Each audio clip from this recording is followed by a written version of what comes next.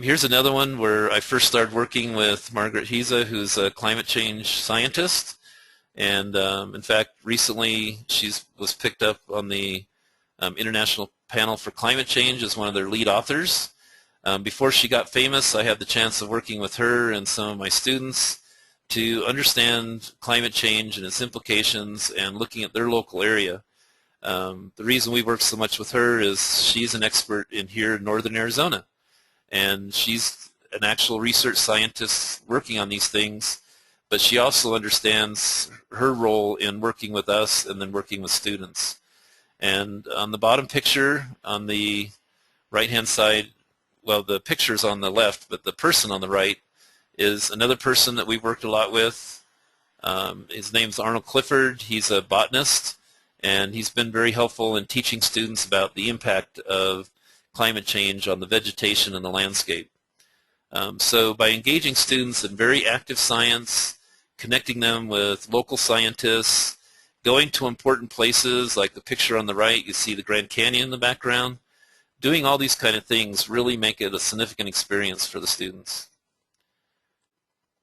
So another summer project we did was specifically looking at the sustainability of their own school. And so we did some role plays. We had the students make presentations to a mock school board, which was really interesting for the students. And that particular summer, we divided the students into 4 student groups. They worked in 4 different areas, and then they presented to each other about the information that they were sharing. And one of the key things here that I emphasize is one of the best ways to learn something is to teach something. And so I often like to work with people and engage them in the teaching process, because that entire process and the process of teaching others really reinforces information, and it makes you an active learner rather than a passive one. Teachers know this well, but teachers always learn more than their students, and it's because they're active learners and they're actively engaging others. So here we have a few pictures from that summer. I always take opportunities to go to the Grand Canyon so students can see impacts there. But we worked locally. For example, here in Flagstaff, we have hybrid buses, and we took a tour. The transportation folks explained to the students why they were using hybrid buses, advantages and disadvantages, and all of that. And they got a personal tour of the Flagstaff region in their own bus ride. And when you approach different organizations in your community about doing things like this, I find they're generally very cooperative and helpful and interested and engaged and interested in working with the youth from the community. So it's just a matter of reaching out to people and asking for their partnership. We also had the students making school board presentations, and this was really interesting to watch the students take on that role and to present to the school board some ideas of how they thought their own campus could be more sustainable. And the students really enjoyed shopping for vehicles. We took them out to car dealerships, and we arranged this, of course, with the car dealership in advance, but they went to the car dealership and they looked at some vehicles, some hybrids versus others, and they were looking at cost of fuels, cost of the vehicle, as well as carbon dioxide production and things like that. So one of the things I always emphasize in the education realm is being very factual, making sure students understand both the good side of things and maybe the less good side of things, and really encourage them to consider the decision-making process. And something like buying an automobile can be an important part of a decision-making process. So a little bit more in our sand dunes. We actually have done that a couple of different summers. And again, you see Arnold out talking to students again. The picture on the bottom there is actually a cow that made a footprint when the soil was wet. And then the change in elevation that you see there is how much sand has been blown away from that area. And of course that sand is accumulating in other areas. So that was just some snapshot things. I do climate change all the time and a variety of different things. I've been doing it all summer, working with different groups. So it's something that we're doing ongoing, and I just wanted to share with you a few of the examples. I'm not saying that this is the way you should do it. you need to do something that's specific to your community, that works with your schools, with your students, with your community members, and the opportunities to do that. And so whenever anybody asks me for advice, the first thing I want to do is learn about their community before I start giving specific things that you might want to consider. So now I want to shift just a little bit to some materials that are out there that you might want to consider in your efforts as you proceed with doing climate change education. One of the programs I've used now for almost 15 years and is a great program for engaging and monitoring activities. Is a program called GLOBE, and you can see the website down at the bottom of the screen here. So with that program, there's protocols and information and data that students and teachers can generate and share. And by the way, citizen scientists can do this as well. In fact, GLOBE encourages the involvement of parents, of community members, and that kind of stuff. So this doesn't have to be just students. And there's a number of investigations. The land cover investigation is one that we've used, particularly here in northern Arizona, where we're looking at climate change impacts as we have invasive species, as we have plants that are not thriving, and we're seeing changes in those dynamics. There's actual protocols in this program where we can take some measurements and then look at change over time. Obvious one is temperature. Everyone's looking at surface temperature for climate change, but of course there's a lot of other measurements that can be made to help us understand what the impacts of those temperature changes are. And there's the broad category of phenology, which is available through GLOBE. There is, by the way, also a separate phenology program that's specifically phenology, and it's focusing on citizen science. But GLOBE has this as part of their program, working with teachers and students to collect information so that we can look at monitoring how climate change is impacting our local areas. Another curriculum that can be very helpful for teachers is Lawrence Hall of Science. Lawrence Hall of Science produces a variety of kits and curriculums for teachers, although I'd also encourage you to consider using these with communities.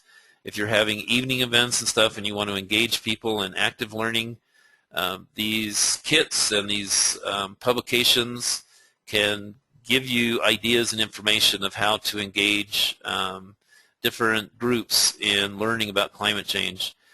For example, from the GEMS, there's an activity for investigating where does carbon dioxide come from. And many of us in this environmental realm that do this work, we're very aware of this, but the general public is not, and students often are not really aware of where carbon dioxide comes from. So the activity is for students to go around collecting samples of carbon dioxide. And then there's a really unique, not unique necessarily, but interesting chemical reaction that goes on when you expose carbon dioxide and bubble it through the water, and it changes color. And so I've done this with adult audiences, with student audiences, and it's typically found to be very engaging because the color changes are vivid and people develop a deeper understanding of where carbon is coming from. And this kind of activity could be done as an evening activity for community outreach. It could be done in a classroom for where maybe you as a tribal staff are in a classroom presenting to a group of students. So again, it just gives you some ideas and specific tools that you can use. Another curriculum that I've used is Green Teacher, and it's just another source of ideas. They really emphasize critical thinking skills, involving students in role plays and making decisions about energy use both now and in the future. And of course, each one of these, the website is on the slide, but if you have any challenges finding the materials, feel free to contact me. Another organization that's put together some really useful materials is the World Wildlife Fund. There's a curriculum, an interdisciplinary curriculum, Your Climate, Your Future, and they introduce climate change, they give you some ideas about what you can do, and they have a great website with some resources, so I'd really encourage you to take a look at that. Another one, in fact, I used this one earlier this summer with a group in California. It comes out of Princeton University, and it's the concept of how to mitigate carbon, and they look at different strategies, but the important thing of this whole thing is engaging students in the decision-making process. how do you decide what approach is the most appropriate? And I always focus on the local community. So, of course, the solutions end up being unique and different, but the important thing is engaging the students and thinking about the different processes. And for this particular group that I did this summer, I actually was able to take them to nuclear power plant where we talked about pros and cons of nuclear energy. And in fact, the plant that we were visiting had just been shut down because of concerns. It's right on the coast and it's on a fault. And so there's some concerns about the long-term viability for that particular plant. And it had actually been shut down. But looking at these different options, students getting more informed about these tough choices that we need to make going into the future. And of course, I remind them that in just a few years, they're going to be making some of these decisions by who they elect as future leaders of the country and what kind of careers they get into and the kind of things that they do. So I really use this in a variety of ways, but it's a nice way to facilitate conversations about carbon mitigation. The EPA has also provided a wide variety of sources. This particular kit, you can see the link down at the bottom, is suggested for use for teachers and interpreters, but of course it can be used in a variety of different contexts, and it's specifically looking at public lands and wildlife, and it's a joint effort by the EPA and other federal agencies. So that was a list, an abbreviated list of curriculum. I mean, we could have several webinars just on different curriculum resources. I do want to caution you to be careful about selecting your curriculum resources. The NAAEE website gives you some guidelines about how to look at a curriculum source and then know whether or not that's an appropriate resource for you to use, because there's also others out there publishing materials that they call climate change education, but they may have an agenda that they're trying to convey that's not compatible with the real science on climate change. So you do need to be careful. All the ones that I've just gone through are ones that we've used, we've looked at. I do recommend them, but even I recommend with caution, because no one document can fully encapsulate all the issues related to climate change. Then also you might be wanting to look for some reading materials, and again I use these in giving them to people or giving them to students just so they can become more informed. And of course National Geographic has done a lot of publications on climate change. Over the years I've used a variety of their special issues, and you can go to their website and order these special issues that they've done. And of course often there's articles within individual monthly issues, but there's also special reports that they've done that can be useful. And again, I'm not advocating everything within the publication as being 100%, but I'm advocating it as a source and a resource.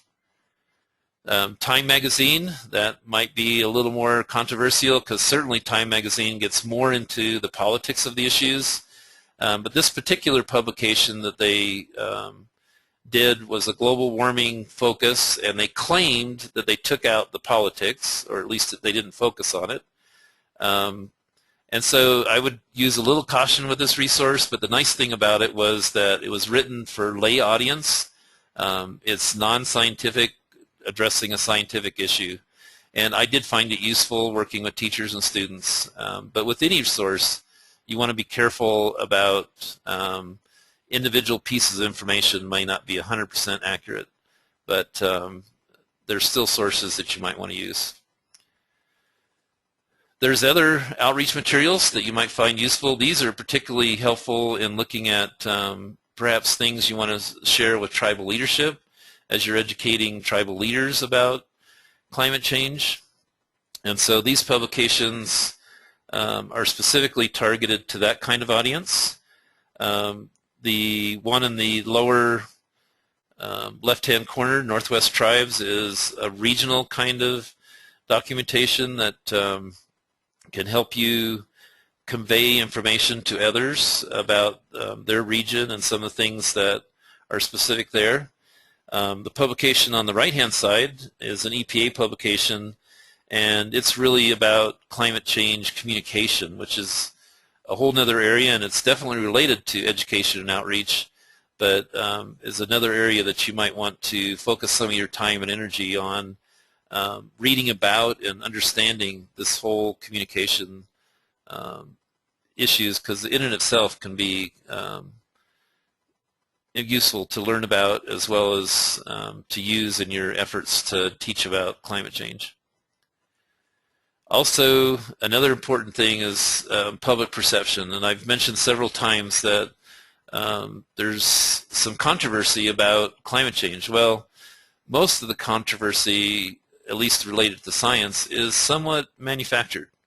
There's not as much controversy on the science as you might think if you're just reading newspapers. But there's certainly a lot of controversy about what we should do in response to climate change. How fast should we respond? How much time, how much money should we invest in changes today, next year, the next decade? But then also talking to the public and their perceptions about climate change. So there's a number of documents that have been published that can help you think about those things. And for example, I'm reviewing the one that's on the top there right now, The Psychology of Climate Change Education or Communication. And it's a very useful publication to think about how you're talking to people about climate change. And many of the pieces of advice given in there go back to where I was talking about education, leading people to action. Don't do the gloom and doom thing, you know. All those kind of pieces of advice appear in different ways when you start talking about climate change communication. And then, of course, I want to make you aware, and I know that Susan and Christina have been, in the previous webinars, have been making you aware of the resources that we have here at ITEP. I use these resources as well when I'm working in the education arena, and I really appreciate having these resources available because they're tribal specific, and they often come from scientists working on tribal issues, from tribes themselves. And so there's a vast amount of resources on the website, and soon we're going to be launching a new or a revised website that's just going to make it easier to find those resources in a searchable database format. So I definitely encourage you to use the ITEP resources. And of course, when you go to the ITEP website, you'll also find the educational website that you can link to. And I have a variety of educational resources on the education side. So more things, resources that you might want. These are online resources. I've worked a little bit with the Alaska Native Tribal Health Consortium, and I've discussed with people the efforts that they're going through there. They're basically collecting information from citizens all across Alaska, and then they have a Google map where they record these findings and sightings and observations. And so it's a way of sharing all across Alaska. And remember, Alaska, if you put it out on the, if you were to plot it on top of the lower 48, virtually is about the same size. But yet they collect all this information, put it in maps, and make these maps available online. So there's a lot of sharing going on. And these other websites are other examples where you can get information and where you can share information. The Tribal Climate Change Project is in many ways similar to the efforts that we're doing here at ITEP, but it's up for the Northwest region. So here's my contact information, my website, which interlinks with Sue's website and the climate change and ITEP in general. But if you want to go directly to the educational resources, and then of course my contact information, I'm always happy to hear from both tribal staff and educators and others to hear that they're working on these issues. And I always try to figure out ways to help people out with their educational efforts. So I think we're going to have some time for some questions, and Christina is going to help us with that. Thank you, Mansell. And if anybody has any questions, as I mentioned before, please do feel free to submit them via the question chat line. We've received questions throughout the webinar, and have been able to respond through that chat line. So if you have any questions during this Q&A session, please utilize that resource.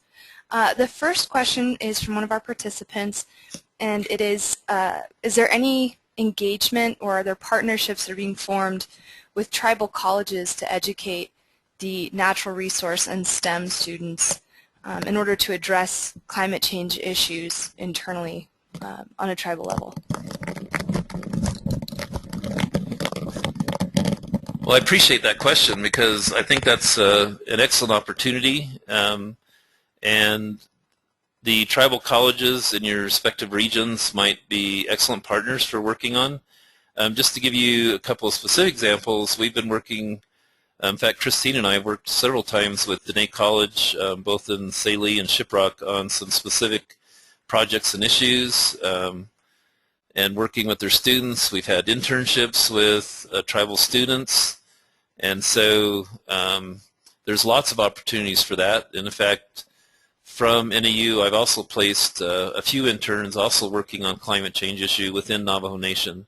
So I would encourage you, there's 34, I think now, tribal colleges. So they're scattered all over the nation, and if you have access to one of them and for your tribe, I would definitely encourage you to connect with them and discuss with them opportunities.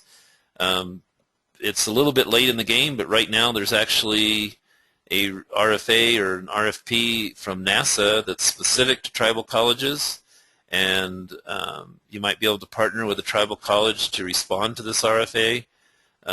We've been looking at doing one with Dene College. We don't know if that'll happen or not, but those are the kind of opportunities that are out there, and I definitely encourage, because the tribal college is of course focused on local and tribal issues, and that's another great way of engaging tribal students in this work. So we have done it, and I definitely encourage others to do it as well.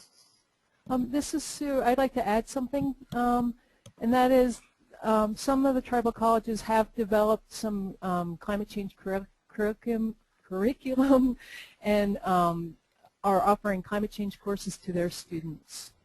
Yeah, thank you, Sue, for mentioning that, because Dene College is one of those, and I've been working with the faculty that is doing exactly that. But they now have a climate change course that the students can take for credit that's specific to climate change issues. Thank you, Sue. So we have a question here, just a sort of logistical question regarding the slides and the PowerPoint presentation. And I do just want to emphasize what Sue mentioned earlier about all of these resources being available on the ITEP webinar webpage. And in fact, we will have both the PowerPoint presentation as well as a recording of this webinar available on the ITEP Tribal Climate Change website. So I'd encourage you all to look for that. And I know that Sue also received some questions prior to, or I should say we received some questions prior to this webinar, and I think Sue's going to provide a couple of prompts for Mansell. Okay, these were questions submitted when people registered for the webinar. One was how to add it to air projects. I'm guessing how to include climate change in their air quality projects, and then there's a related question from somebody else. How does air quality impact climate change? Well, those are two great questions, and I may have to ask for some clarification, but I'll give it a try, and then if you think I haven't answered the question, definitely ask more questions. From the tribal perspective, if you're a tribal staff working in a tribal office, of course many of you are funded by Environmental Protection Agency, so you really need to coordinate with your project officers, but in general, IGAP 103, 105, which are air quality grant sources, can often include climate change as part of their activities in climate change education, climate change planning, but of course they should coordinate that with their project officer and make sure that it's in work plans and appropriate resources allocated to that. But EPA definitely recognizes and many of the activities from EPA specific to climate change start out, at least partially, in the Office of Air and Radiation. And of course, part of that is because carbon dioxide is one of the gases that we're particularly concerned about with climate change. So if the question is kind of related to the financing and the logistics of it, it certainly ties in, but also make sure you coordinate that with your project officer. Don't just go off making whole-scale changes in your projects without coordinating that, work plan modifications and that kind of thing. And then the next question about the connection between air quality and climate change. It's a very strong connection. As I mentioned earlier in the presentation, many of the activities that are human activities that contribute to climate change also contribute to air quality and air pollution. So just one typical, very classic example is a coal-fired power plant. They're using coal to burn to produce and get us electricity, which, by the way, I enjoy my electricity as much as everyone else. But there's the climate change implications with the production of carbon dioxide, but there's also a lot of air quality implications from a coal-fired power plant. So in many, many situations, you're going to find those two intertwined, and that's also one of the ways that I suggest addressing climate change education is reminding, even if you're focusing on climate change, reminding people there's other benefits to reducing our reliance on fossil fuels, and these benefits lead directly to better air quality and better protection for human health. And I think that's a really important connection for us to emphasize, because even if you aren't concerned about what's going to be happening in 50 years with our climate, I'm sure you're concerned about your children, your lungs, your breathing, and your health. And so you can definitely tie those two together in most situations. Okay, thank you. Another question that was submitted, how does Indian Country educate the public and private sector about their mitigation methods?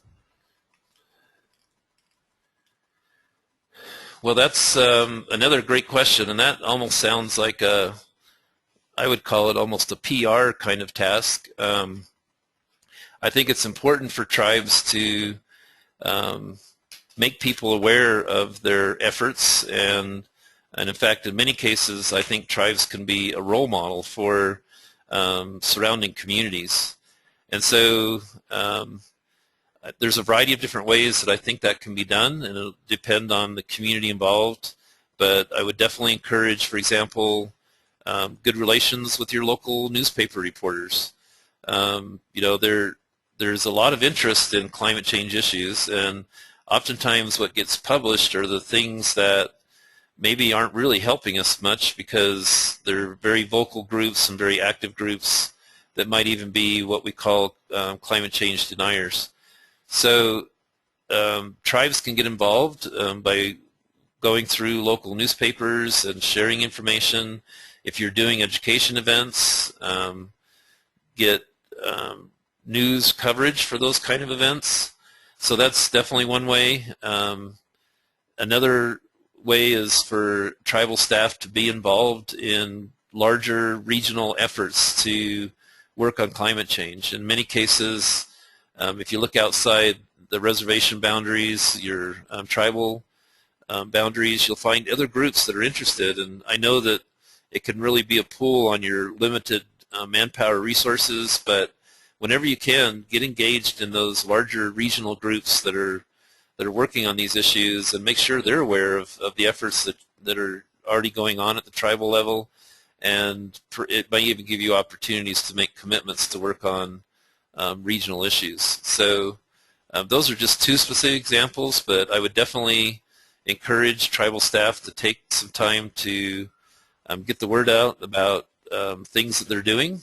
And I know another example of a way to do that would be to contact Sue and basically get a case study done on what you're doing and get it published on a website, because once we get things on a website, then a lot of people can become aware of that. And if you have your own tribal website, you might want to consider adding information about your climate change efforts there as well. And we could certainly discuss more options, and if you come to one of Sue's climate change courses, that's one of the areas that they would emphasize in one of these courses. But if you have a specific interest there, please contact us and we'll work with you to come up with other ideas, because some of the ideas would be region specific or tribal specific.